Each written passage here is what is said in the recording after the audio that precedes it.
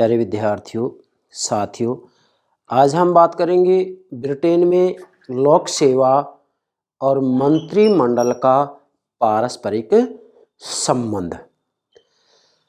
आज की video class इतनी महत्वपूर्ण है कि वास्तव में ब्रिटेन में जो राजनीतिक कार्यपालिका है अर्थात मंत्रीगण, क्या बोल रहा हूँ, मंत्रीगण या मंत्रिमंडल, राजनीतिक कार्यपालिका और गैर राजनीतिक कार्यपालिका। गैर राजनीतिक कार्यपालिका मतलब लोक सेवक, नौकरशाही या नागरिक सेवा। तो वास्तव में ब्रिटेन में जो लोक सेवा है और मंत्रिमंडल है, इनमें आपसी संबंध किस प्रकार का है, इसके ऊपर आज हम चर्चा करेंगे। और भाई, प्रत्येक प्रकार की प्रतियोगिता परीक्षा में यदि ब्रिटेन की नौकरशाही और मंत्रिमंडल के पारस्परिक संबंध के बारे में कोई प्रश्न पूछा जाता है तो इससे बाहर कोई प्रश्न नहीं बनेगा। तो ध्यान दीजिएगा, आज का हमारा क्या टॉपिक है, ब्रिटेन में नौकरशाही है, लोक सेवा कह सकते हैं, मतलब इनको जो है स्थायी सरकारी कर्मचारी भी कह सकते हैं आप।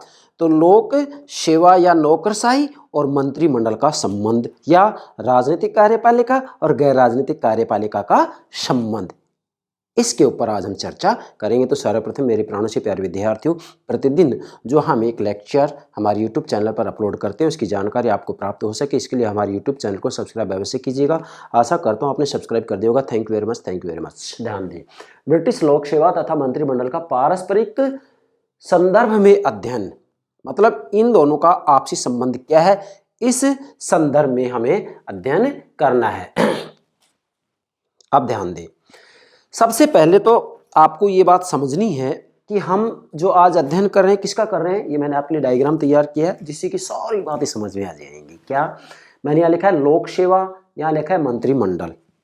लोक सेवा, मंत्रिमंडल। लोक सेवा मतलब नौकरशाही, स्थायी सरकारी कर्मचारी। लोक सेवा, नौकरशाही कहते किसे, इसके बारे में मैंने अलग से वीडियो अपलोड कर दी है, प्लेलिस्ट में देख सकते हैं। मंत्रिमंडल के संदर्भ में, ब्रिटेन का मंत्रिमंडल और प्रधानमंत्री के संदर्भ में भी मैंने अलग से वीडियो अपलोड कर दी है, प्लेलिस्ट में देखिएगा। आज तो हम इन दोनों के संबंध की बात करेंगे।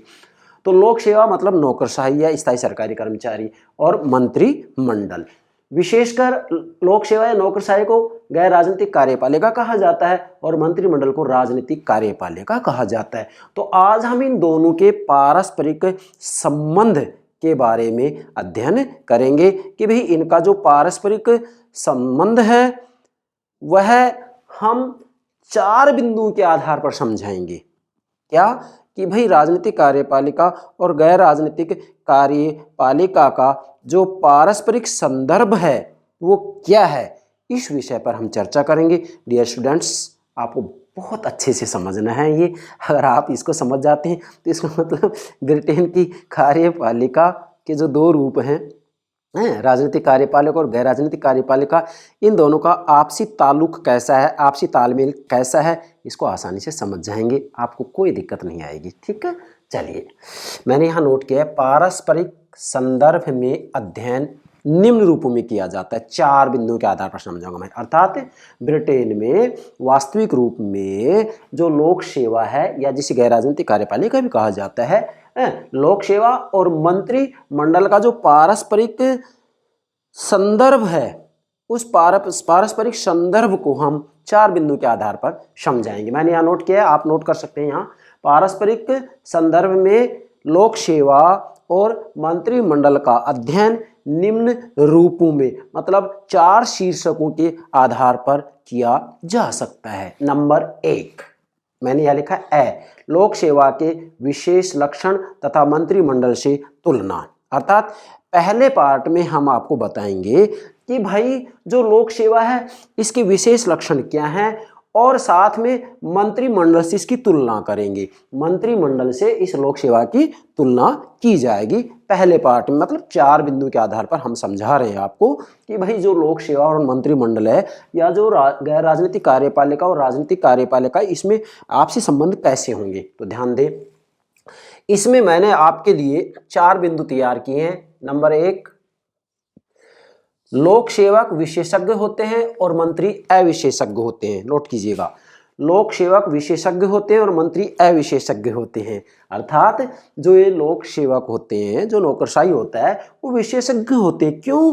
क्योंकि वास्तविक रूप में ब्रिटेन में खुली प्रतियोगिता परीक्षा के माध्यम से इनकी भर्ती की जाती है। इनका एक निश्चित पाठ्यक्रम होता है, उस पाठ्यक्रम की तैयारी कर करके परीक्षा पास करते हैं और उसके बाद में ये सेवा में आते हैं और लंबे समय तक यह सेवा करते रहते हैं। ऐसी स्थिति में यह विषय विशेषज्ञ हो जाते हैं। जबकि जो मंत्री होते हैं वो अविशेषज्ञ होते हैं, क्योंकि वास्तविक रूप में ये चुनावों के आधार पर जीत करके आते हैं और उसके बाद में कोई जरूरी नहीं है कि जीवन पर्यंत विभाग के अध्यक्ष बने रहेंगे या मंत्री पद पर बने रहेंगे। भाई 5 वर्ष का कार्यकाल होता है, 5 वर्ष से पहले भी इनको जो है मतलब मंत्रिमंडल को अविश्वास प्रस्ताव के आधार पर पद से हटाया जा सकता है। यदि अविश्वास प्रस्ताव पारित हो जाता है तो मंत्रिमंडल को त्यागपत्र देना पड़ता है। इसलिए लंबे समय तक कोई जरूरी नहीं है कि एक विभाग के अंतर्गत बने ही रहें।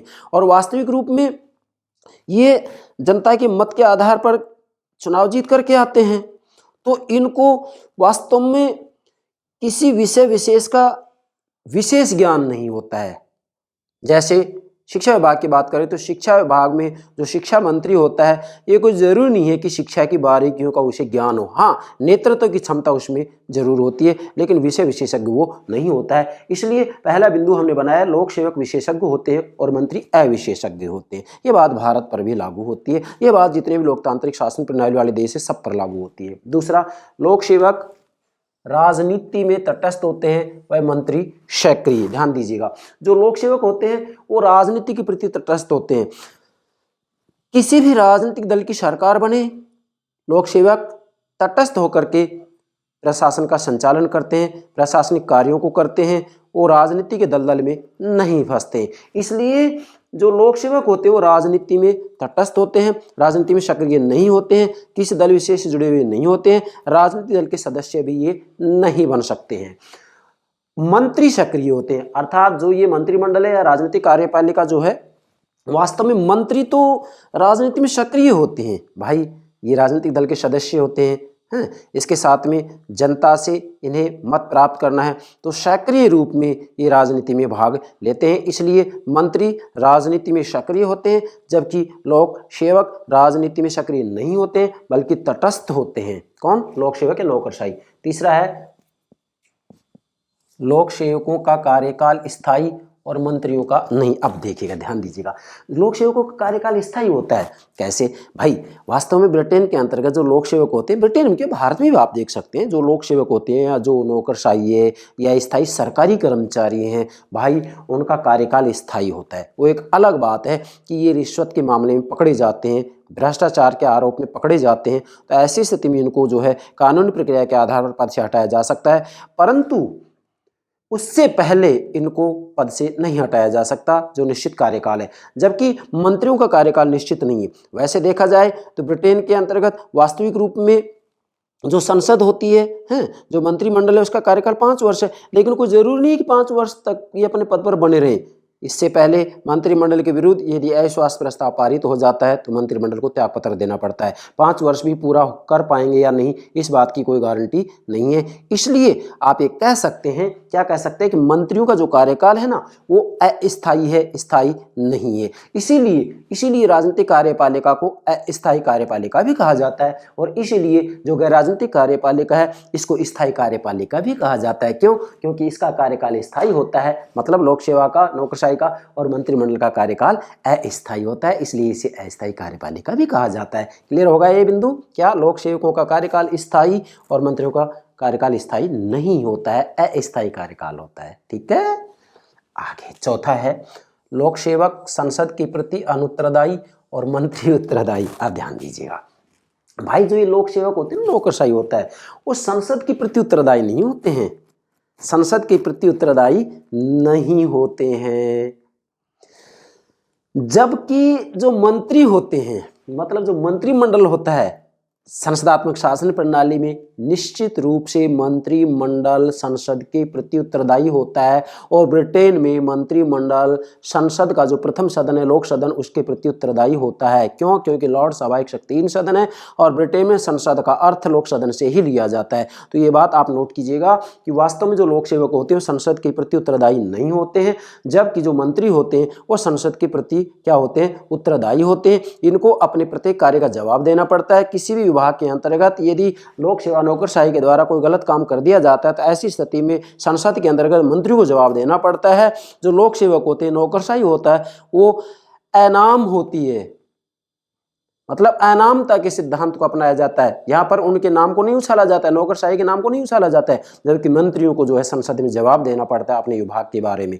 किसी विभाग में कोई गलत काम होता है तो मंत्री को जवाब देना पड़ता है, इसलिए मंत्री संसद के प्रति उत्तरदायी होते हैं, लोक सेवक उत्तरदायी नहीं होते हैं। ठीक है, तो ये हो गया पहला पार्ट, लोक सेवा के विशेष लक्षण तथा मंत्रिमंडल से इसकी तुलना। क्लियर? नोट कीजिएगा, बहुत महत्वपूर्ण बात है, इससे संबंधित 1-2 प्रश्न अवश्य पूछे जाते हैं। मैंने इस वीडियो में वो सब बातें ले ली हैं जो कि वास्तव में राजनीतिक कार्यपालिका और गैर राजनीतिक कार्यपालिका की तुलना में आपके काम आएंगी, विशेषकर ब्रिटेन के संदर्भ में। दूसरा पार्ट है इसका विशेषज्ञता व अविशेषज्ञता की दृष्टि से मंत्री पद का अध्ययन, अर्थात वास्तविक रूप में जो ये मंत्रिमंडल है, मंत्री हैं, उनकी विशेषज्ञता व अविशेषज्ञता की दृष्टि से यहाँ हमें अध्ययन करना है कि भाई जो मंत्री होते हैं वो विशेषज्ञ होते हैं या अविशेषज्ञ होते हैं। ये तो सामान्य सी बात है कि मंत्री क्या होते हैं? अविशेषज्ञ ही होते हैं, जबकि जो लोक सेवक होते हैं वो क्या होते हैं? विशेषज्ञ होते हैं, विषय विशेष के विशेषज्ञ होते हैं। तो ये बात तो नोट कीजिएगा आप। अब इसके बाद में यहाँ हम समझते हैं, ध्यान दें कि भाई वास्तव में जो मंत्री होते हैं वो विशेषज्ञ नहीं बन पाते हैं। क्यों नहीं बन पाते हैं? क्योंकि इनका कार्यकाल अस्थायी होता है। जैसे मैंने आपको कहा ना कि भाई वहाँ पर जो कार्यकाल 5 वर्ष होता है कार्यपालिका का, मंत्रिमंडल का मतलब संसद का, क्योंकि कार्यपालिका व्यवस्थापिका में से निकलती है, लोक सदन में से निकलती है, तो कार्यकाल 5 वर्ष है। और 5 वर्ष भी कोई जरूरी नहीं कि पूरा कर पाएं, उससे पहले मंत्रिमंडल के विरुद्ध अविश्वास प्रस्ताव पारित हो जाता है तो मंत्रिमंडल को त्यागपत्र देना पड़ेगा। तो इनका कार्यकाल भी जो है अस्थायी होता है। इस कारण यह है किसी भी विभाग विशेष के बारे में पूर्ण जानकारी प्राप्त नहीं कर पाते। इसी के साथ में मंत्रिमंडल का जो है पुनर्गठन भी होता रहता है, मंत्रिमंडल का पुनर्गठन होता रहता है। ऐसी स्थिति में कोई जरूरी नहीं है कि मान लीजिएगा किसी विभाग का कोई अध्यक्ष है, मंत्री है, जो शिक्षा मंत्री है, जैसे शिक्षा विभाग की बात आती है, शिक्षा मंत्री है, तो अगली बार में जब पुनर्गठन किया जाता है मंत्रिमंडल का तो कोई जरूरी नहीं है कि उस मंत्री को जो है उसी विभाग का अध्यक्ष बना जाए या उसको उस मंत्रिमंडल में रखा भी जाएगा या नहीं रखा जाएगा। इसलिए मंत्रिमंडल का जो है पुनर्गठन किया जाता है। इस कारण भी जो है इनके विभाग बदलते रहते हैं और इसी के साथ ही मंत्रिमंडल से बाहर भी हो जाते हैं। ऐसी स्थिति में ये है विशेषज्ञ नहीं बन पाते किसी विभाग के बारे में। अगला है मंत्री विभाग के साथ जनमत का भी ध्यान रखते हैं। भाई जो मंत्री होते हैं इसलिए विशेषज्ञ नहीं बन पाते क्योंकि ये जो है विभाग के कार्य का भार तो इनके ऊपर होता ही होता है, जिस विभाग का भी मंत्री होता है, अध्यक्ष होता है।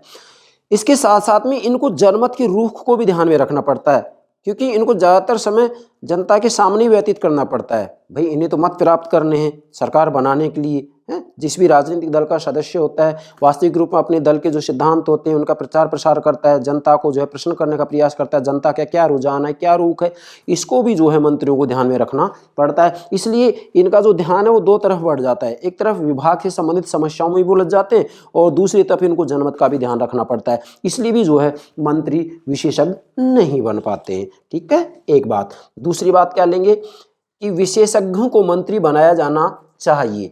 अब यहाँ एक सुझाव दिया जाता है।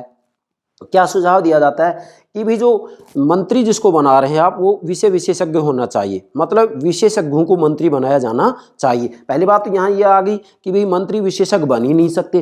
फिर सुझाव दिया कि भाई देखो ऐसी बात है मंत्रियों को विशेषज्ञ होना चाहिए, इसलिए विशेषज्ञ जो लोग होते हैं उनको ही मंत्री बनाया जाना चाहिए। विशेषज्ञ जो व्यक्ति होता है उसको ही जो है मंत्री बनाया जाना चाहिए, ये सुझाव दिया है। परंतु इस सुझाव के कुछ दोष हैं, अर्थात मंत्री यदि विशेषज्ञ बनाए जाएंगे तो इससे कुछ परेशानियां आएंगी। क्या परेशानियां आएंगी? ध्यान दें कि मंत्री की विशेषज्ञता से हानि की संभावना है। अगर जो मंत्री होते हैं वो विषय विशेषज्ञ बनाए जाएंगे तो तो इससे हानि की संभावना होगी। हानि की संभावना क्या होगी कि वास्तविक रूप में जिन लोगों को सैद्धांतिक ज्ञान होता है, जैसे लोक सेवक हैं, जो नौकरशाही है, इनको सैद्धांतिक ज्ञान ज़्यादा होता है, तो अपने ज्ञान का इनको जो है घमंड होता है, इनका जो दृष्टिकोण होता है संकीर्ण होता है। जबकि वास्तविक रूप में जो मंत्रिमंडल है, जो मंत्री, इनका दृष्टिकोण संकीर्ण नहीं होना चाहिए बल्कि व्यापक होना चाहिए। और यदि ये विशेषज्ञ होंगे तो इनका दृष्टिकोण संकीर्ण होगा। इसलिए मंत्री यदि विशेषज्ञ होंगे तो इससे हानि होगी, क्योंकि इनका दृष्टिकोण संकीर्ण होगा तो वास्तविक रूप में ये जनहित में निर्णय नहीं ले पाएंगे। दूसरा है मंत्री की अविशेषज्ञता से हानि नहीं, अर्थात यहाँ वास्तविक रूप में यदि मंत्री अविशेषज्ञ है तो इससे हानि की कोई संभावना नहीं है। क्यों? क्योंकि वास्तविक रूप में विभाग से संबंधित जो कार्य होता है वह तो लोक सेवा के द्वारा ही किया जाएगा, नौकरशाही के द्वारा ही किया जाएगा। ये कोई जरूरी नहीं है कि मंत्री सब कार्यों को करे, हैं सब कार्यों की उसको जानकारी हो। वास्तविक रूप में मंत्री के अंतर्गत तो प्रशासन को संचालन करने की क्षमता होनी चाहिए, उसमें आदेश देने की क्षमता होनी चाहिए, नेतृत्व के गुण होने चाहिए। इसलिए मंत्री यदि अविशेषज्ञ है तो इससे हानि की कोई संभावना नहीं है। आगे बढ़ते हैं। मंत्री के अविशेषज्ञता से लाभ, अर्थात वास्तविक रूप में यदि मंत्री अविशेषज्ञ है तो उससे लाभ ही होगा। क्या लाभ होगा? एक तो ये लोकतंत्र के अनुरूप है। क्यों? क्योंकि वास्तविक रूप में जो मंत्री होते हैं उन्हें जनता से मत प्राप्त करने होते हैं। ऐसी स्थिति में उन्हें तो विशेषकर नेतृत्व का ज्ञान होना चाहिए, उन्हें विषय विशेष का ज्ञान रखने की कोई आवश्यकता नहीं है। इसलिए एक तो ये लोकतंत्र के अनुरूप है कि भी जो मंत्री हैं वो अविशेषज्ञ होने चाहिए, विशेषज्ञ मंत्रियों की कोई आवश्यकता नहीं है। दूसरा है संसदीय शासन के भी अनुरूप है ये मतलब जो मंत्री होते हैं वो संसदीय शासन के अनुरूप हैं। कैसे मंत्री? जो अविशेषज्ञ होते हैं। क्योंकि वास्तविक रूप में देखा जाए तो जो मंत्रिमंडल होता है वो लोक सदन के प्रति उत्तरदायी तो होता ही होता है।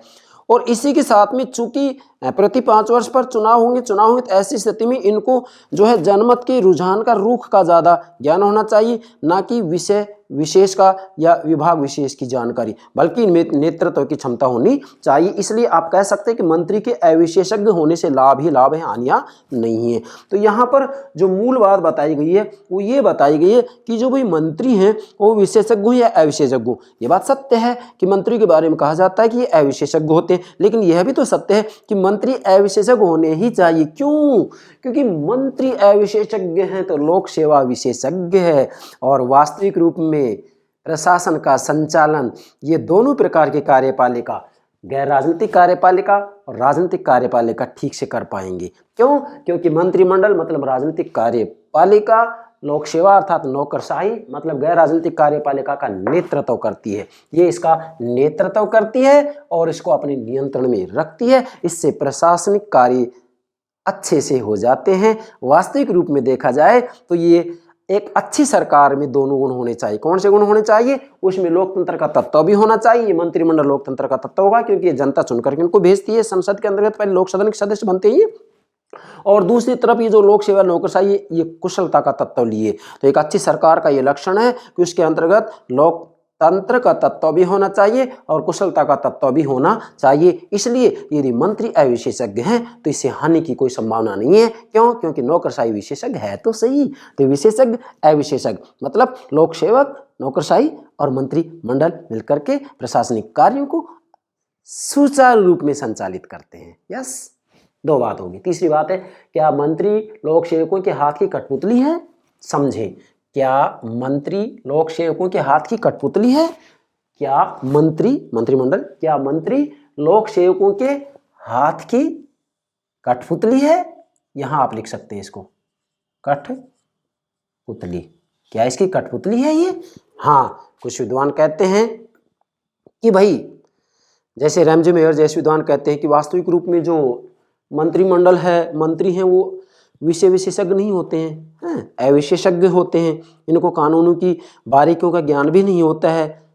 ऐसी स्थिति में जो लोक सेवक होते हैं या जो नौकरशाही है या जो स्थायी सरकारी कर्मचारी है वो विषय विशेषज्ञ होते हैं, मतलब योग्य होते हैं, ज्ञानी होते हैं, बुद्धिमान होते हैं।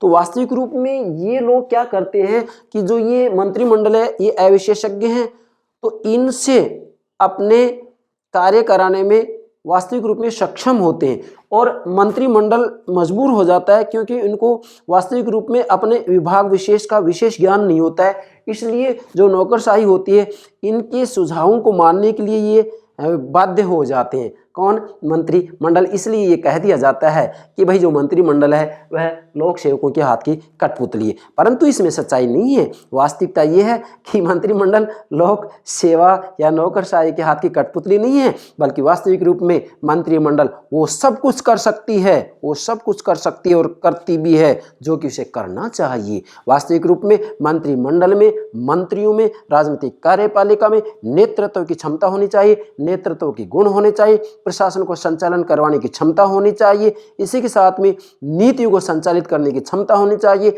यदि राजनीतिक कार्यपालिका में, मंत्रिमंडल में ये गुण हैं तो वह कभी भी नौकरशाही या लोक सेवा के हाथ की कठपुतली नहीं बन सकती। और स्वयं लोक सेवक ये चाहते हैं कि जो मंत्री होते हैं वो आकर्षक व्यक्तित्व के होने चाहिए, बुद्धिमान होने चाहिए। स्वयं लोक सेवक या लोक सेवा या नौकरशाही ये नहीं चाहती है कि मंत्री हमारे अधीन रहते हुए काम करें या मंत्रियों को हम कठपुतली बनाए, नहीं, बल्कि नौकरशाही या लोक सेवा तो ये चाहती है कि जो मंत्री होते हैं वो बुद्धिमान होने चाहिए, विशेषज्ञ भी होने चाहिए।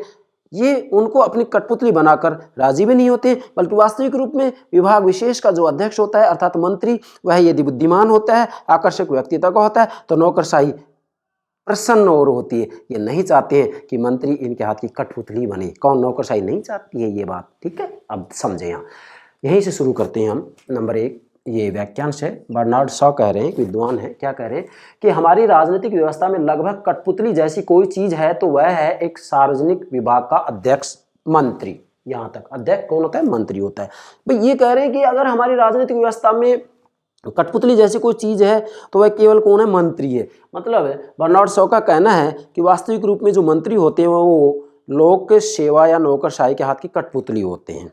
क्यों होते हैं? क्योंकि इनका कहना है कि ये विषय विशेषज्ञ नहीं होते, अविशेषज्ञ होते हैं। तो ये किसने कही है? बर्नार्ड शॉ ने। मतलब इनका कहना है कि जो मंत्री होते हैं वो लोक सेवा के हाथ की कठपुतली है। ठीक है, परंतु सच्चाई ये है, अब यहाँ आगे बढ़े, कि कठपुतली बताने के पक्ष में तर्क। अब ये तर्क दे रहे हैं कि भाई किस आधार पर ये कहा जा सकता है कि जो मंत्री होते हैं या जो मंत्रिमंडल होता है या जो राजनीतिक कार्यपालिका होती है वो गैर राजनीतिक कार्यपालिका के हाथ की कठपुतली है या लोकसभा के हाथ की कठपुतली है। तो इसके जो पक्ष में तर्क दे रहे हैं कि भाई क्यों ये कठपुतली बन जाते हैं। नंबर 1, मंत्री अविशेषज्ञ होते हैं, अर्थात वास्तविक रूप में जो मंत्री होते हैं वो विषय विशेषज्ञ नहीं होते हैं, अपने विभाग की उन्हें पूर्ण जानकारी नहीं होती है। ऐसी स्थिति में नौकरशाही के द्वारा जो सुझाव दिया जाता है उन सुझावों को मानने के लिए बाध्य हो जाते हैं और इन्हें किसी भी समस्या विशेष में कोई समस्या आती है तो ऐसी स्थिति में नौकरशाही से ही विचार विमर्श करने के लिए ये मजबूर होते हैं। इसलिए इनका कहना है कि इनका बर्नार्ड शॉ, रैमजे मेयर जैसे विद्वानों का कहना है कि भी मंत्री अविशेषज्ञ होते हैं, इसलिए ये नौकरशाही या लोकसभा के हाथ की कठपुतली बन जाते हैं। इनके सुझाव परामर्श को मानने के लिए ये बाध्य हो जाते हैं। अब इसी संदर्भ में एक विद्वान कह रहे हैं, कार्सन है इन विद्वान का नाम, ये कह रहे हैं कि इस पद मतलब मंत्री, इस पद के लिए मेरी योग्यता बस इतनी ही है कि मैं इस विषय में पूरी तरह ज्ञानहीन हूँ। यस, ये क्या कह रहे हैं कि भाई वास्तविक रूप में इस पद के लिए मतलब मंत्री पद के लिए मेरी योग्यता बस इतनी है कि मैं इस विषय में पूरी तरह ज्ञानहीन हूँ। जैसे मान लीजिए शिक्षा विभाग है, शिक्षा विभाग का जो अध्यक्ष होता है मंत्री होता है, शिक्षा मंत्री कहते हैं जिसको। तो वास्तविक रूप में ये कह रहे हैं कि भाई मुझे वास्तविक रूप में इस विभाग के बारे में ज्ञान ही नहीं है और मैं इतना जानता हूं कि मुझे इस विभाग के बारे में कोई ज्ञान ही नहीं है। ये अपने आप को अविशेषज्ञ मान के चल रहे हैं। किसने कही बात? कार्सन ने कही है। ये पहली तर्क हो गया। दूसरा तर्क है जिसके कारण ये कहा जाता है कि जो मंत्रिमंडल होता है वो लोक सेवा का हाथ की कठपुतली है। दूसरा तर्क दे रहे हैं क्यों? कि मंत्री पर बहुत कार्यभार है। तर्क दिया जा रहा है कि भाई जो मंत्रिमंडल है वह लोक सेवा का हाथ की कठपुतली है। तो दूसरा तर्क क्या दे रहे हैं कि मंत्री पर बहुत कार्यभार है, अर्थात वास्तविक रूप में मंत्रिमंडल पर इतना कार्यभार है। आज राज्य का स्वरूप भी बदल गया है। पहले 18वीं सदी की बात करें तो पुलिस राज्य था, डरने वाला राज्य था, केवल व्यक्ति के जीवन और संपत्ति की सुरक्षा का कार्य किया जाता था। लेकिन आज का राज्य लोक कल्याणकारी राज्य बन गया तो कार्यभार तो डेफिनेटली बढ़ेगा। अब कार्यभार बढ़ेगा तो ऐसी स्थिति मंत्रियों के ऊपर भी कार्यभार बढ़ेगा और मंत्रियों पर कार्यभार बढ़ेगा तो डेफिनेटली उन सभी समस्याओं की जानकारी मंत्रियों को नहीं होती है, क्योंकि मंत्री जो है विषय विशेषज्ञ नहीं होते हैं। ऐसी स्थिति में लोक सेवकों के ऊपर ही निर्भर हो जाते हैं, क्योंकि लोक सेवक लंबे समय तक एक विभाग में कार्य करते करते वो विषय विशेषज्ञ हो जाते हैं। ऐसी स्थिति में वास्तव में मंत्री ये यहाँ विवश हो जाते हैं। किस लिए? कि भाई जो ये नौकरशाही है, लोक सेवक हैं, स्थायी सरकारी कर्मचारी हैं, इनको काफ़ी लंबा समय हो गया है यहाँ कार्य करते हुए। ऐसी स्थिति में काफ़ी समस्याओं की इनको गूढ़ जानकारी है, तो मंत्री उनसे परामर्श लेने के लिए विवश हो जाते हैं और लोक सेवक या नौकरशाही जैसा उनसे कहती है, मंत्रियों से जैसा कहती है वैसा मानने के लिए बाध्य हो जाते हैं। इसलिए मंत्री पर बहुत कार्यभार है। कार्यभार होने के कारण भी ये कहा जाता है कि जो मंत्रिमंडल है वह नौकरशाही या लोक सेवा या स्थायी सरकारी कर्मचारियों के हाथ की कठपुतली बन जाता है। तीसरा है प्रशासनिक निरंतरता। ध्यान दीजिएगा, वास्तविक रूप में देखा जाए तो मंत्री तो आते जाते रहते हैं भाई। राजनीतिक कार्यपालिका अस्थायी तो है ही। संसद का कार्यकाल 5 वर्ष है। अब चूंकि कार्यपालिका संसद में से निकलती है, संसदात्मक शासन प्रणाली है ना ब्रिटेन में, तो वास्तव में जो मंत्रिमंडल होता है, अगर मान लीजिएगा किसी राजनीतिक दल की सरकार दूसरी बार आ भी जाती है तो कोई जरूरी नहीं है कि जिसको पिछली बार शिक्षा मंत्री बनाया था इस बार भी शिक्षा मंत्री बनाया जाएगा, उसको दूसरा विभाग भी दिया जा सकता है, विभाग नहीं भी दिया जाए। और कोई जरूरी नहीं है कि उस दल की सरकार आए दूसरे दल की सरकार आ जाए। तो वास्तविक रूप में देखा जाए तो ये इनके मतलब जो मंत्रिमंडल होता है ना, इनका कार्यकाल अस्थायी होता है और इनमें निरंतरता नहीं होती कि भाई एक विभाग का जो अध्यक्ष होता है मतलब मंत्री, तो वो हमेशा के लिए लगातार जो है शिक्षा मंत्री ही बना रहेगा या चिकित्सा मंत्री बना रहेगा, ये कोई जरूरी नहीं है। इसलिए उनको अपने विभाग की जानकारी नहीं हो पाती है। परंतु जो नौकरशाही है, लोक सेवक हैं, वो एक विभाग में जीवन पर्यंत काम करते रहते हैं। मतलब जो इनका कार्यकाल निश्चित होता है, कार्यकाल तक कार्य करते रहते हैं तो उस विभाग के बारे में उनको जानकारी हो जाती है। जब उनको उस विभाग के बारे में जानकारी हो जाती है तो ऐसी स्थिति में चूंकि मंत्री अविशेषज्ञ होते हैं और लोक सेवक विशेषज्ञ होते हैं, इसलिए इनकी बातों को, इनके निर्णयों को, इनके सुझावों को मानने के लिए मंत्री बाध्य हो जाते हैं। इस आधार पर भी तर्क दिया जाता है कि मंत्रिमंडल लोक सेवा या नौकरशाही के हाथ की कठपुतली बन जाता है। यस, आप देखें यहाँ तक होगा। लेकिन भाई अब इस बात को क्या हम मान लें कि वास्तव में मंत्रिमंडल लोक सेवा के हाथ की कठपुतली है? नहीं भाई, ऐसा नहीं है। क्या मैंने यहाँ नोट किया है, कठपुतली बताने का प्रत्युत्तर, अर्थात वास्तविक रूप में मंत्रिमंडल लोक सेवा के हाथ की कठपुतली नहीं है।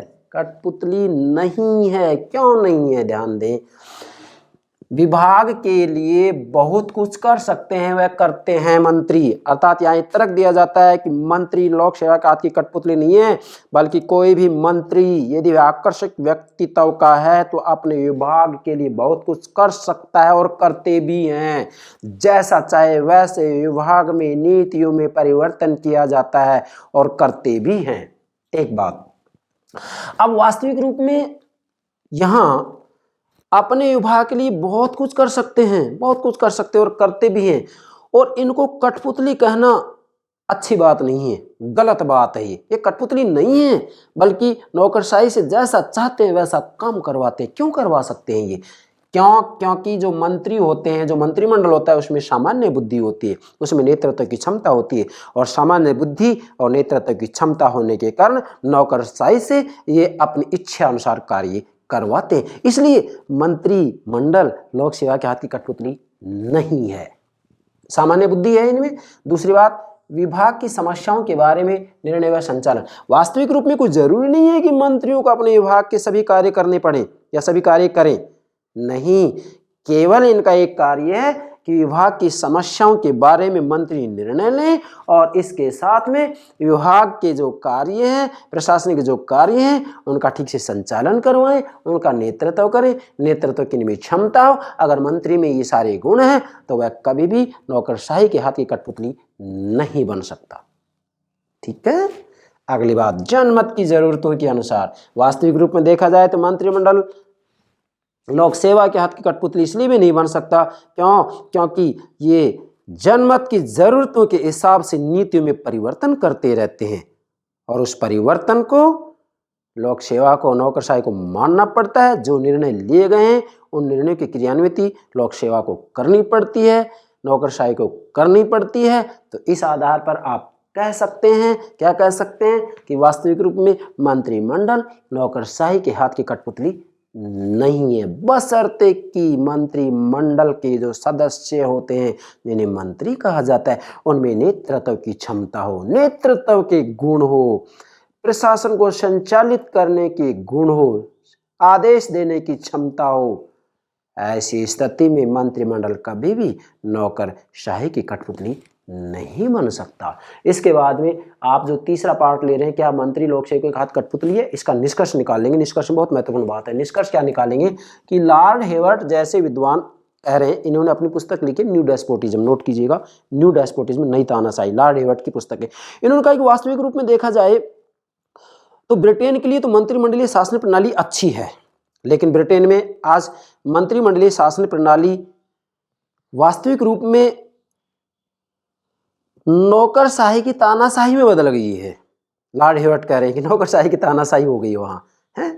भाई वास्तव में ये बात गलत है कि ब्रिटेन में नौकरशाही की तानाशाही नहीं है। वास्तव में नौकरशाही तो कार्यपालिका का ही एक प्रकार है। कौन सा? गैर राजनीतिक कार्यपालिका। और मंत्रिमंडल कार्यपालिका का ही प्रकार है। कौन सा? राजनीतिक कार्यपालिका। तो एक अच्छी सरकार में तो ये दोनों लक्षण होने चाहिए, राजनीतिक कार्यपालिका, गैर राजनीतिक कार्यपालिका। राजनीतिक कार्यपालिका लोकतंत्र का तत्व है मंत्रिमंडल, और गैर राजनीतिक कार्यपालिका क्या? गैर राजनीतिक कार्यपालिका, जिसको कि आप नौकरशाही कहते हैं, ये वास्तविक रूप में इसमें कुशलता का तत्व है।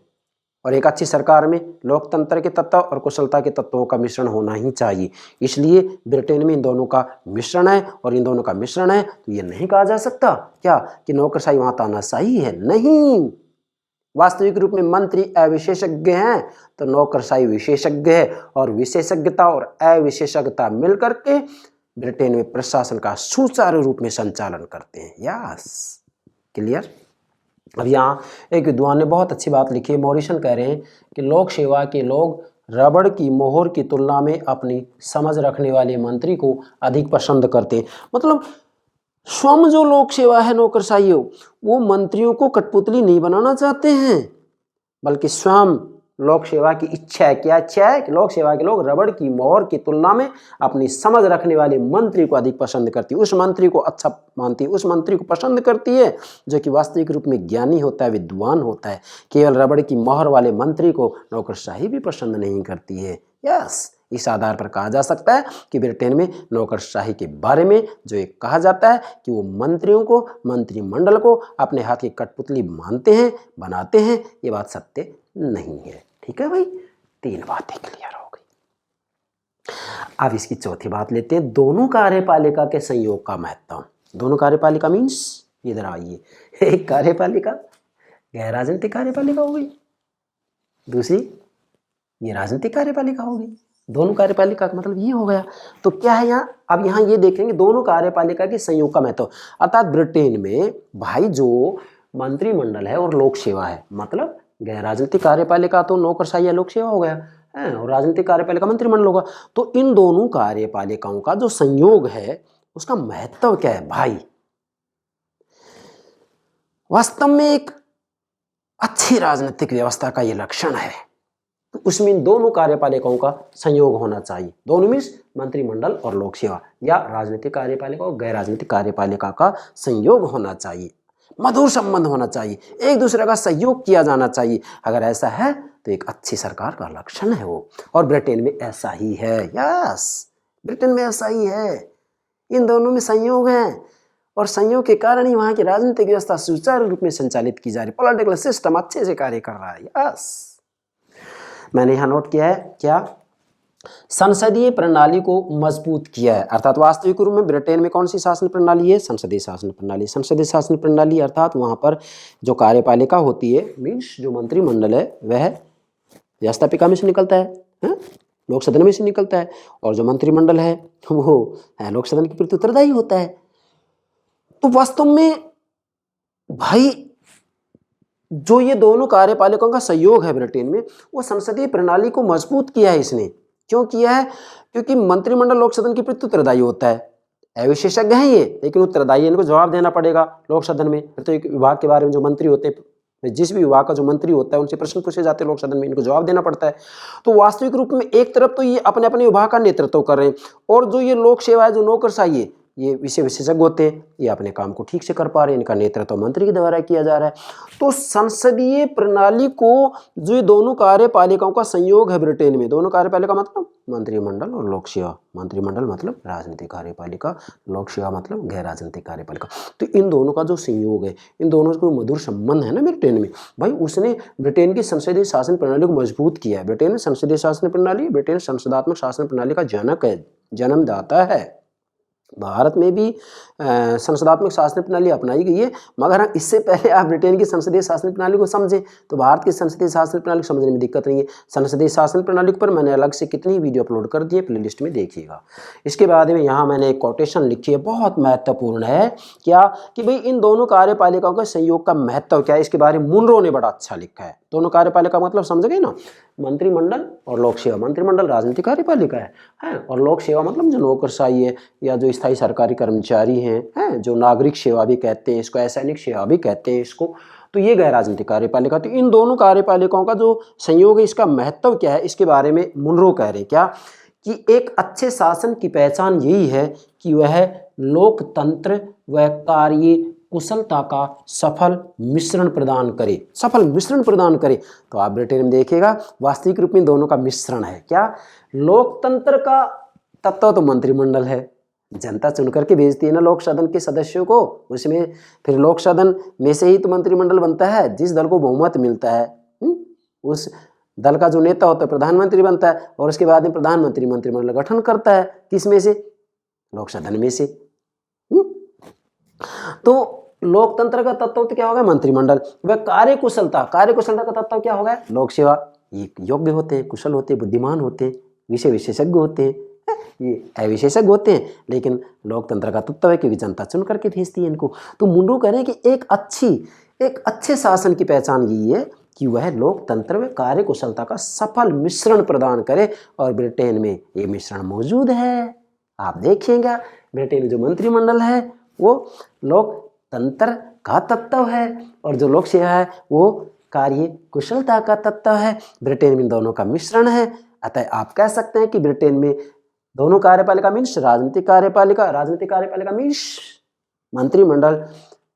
ब्रिटेन में दोनों कार्यपालिका अर्थात राजनीतिक कार्यपालिका और गैर राजनीतिक कार्यपालिका। गैर राजनीतिक कार्यपालिका मीन्स लोक सेवा या नौकरशाही या स्थायी सरकारी कर्मचारी, इन दोनों का संयोग है। और ये दोनों का संयोग होने के कारण ब्रिटेन की राज्य व्यवस्था सुचारू रूप में कार्य कर रही है। सुचारू रूप में हम भारतीयों को बहुत कुछ सीखने की आवश्यकता है ब्रिटेन से, जबकि वहाँ का संविधान परंपराओं पर आधारित है। वहाँ की राज्य व्यवस्था का संचालन अभी समूह से हो रहा है, संवैधानिक परंपराओं से हो रहा है, फिर भी वहाँ पर राज्य व्यवस्था का संचालन अच्छे से किया जा रहा है। तो हम भारतीयों को इससे बहुत कुछ सीखना है। ये आपका चौथा पार्ट होगा, दोनों कार्यपालिकाओं के संयोग का महत्व क्या है। संयोग का महत्व यही है कि राजनीतिक कार्यपालिका और गैर राजनीतिक कार्यपालिका आपसी सहायता करते हुए, क्या कह रहा हूँ, आपसी सहायता करते हुए, ये दोनों आपसी सहायता करते हुए मधुर संबंध बनाए रखते हुए राज्य व्यवस्था का सुचारू रूप में संचालन कर रहे हैं। ये है आपका ब्रिटेन में लोक सेवा तथा मंत्रिमंडल का पारस्परिक संदर्भ में अध्ययन। तो इस पूरे लेक्चर में एक ही बात है मूल, तो वो ये कि भी राजनीतिक कार्यपालिका और गैर राजनीतिक कार्यपालिका का जो पारस्परिक संबंध है वो किस प्रकार का है, इन सब से ये बात स्पष्ट होती है। मूलतः इन दो की ही चर्चा इन सभी बिंदु में की गई है। यस, आशा करता हूँ मेरे प्राण से प्यारे विद्यार्थियों ये बात ठीक से आपकी समझ में आ गई होगी। Thank you very much.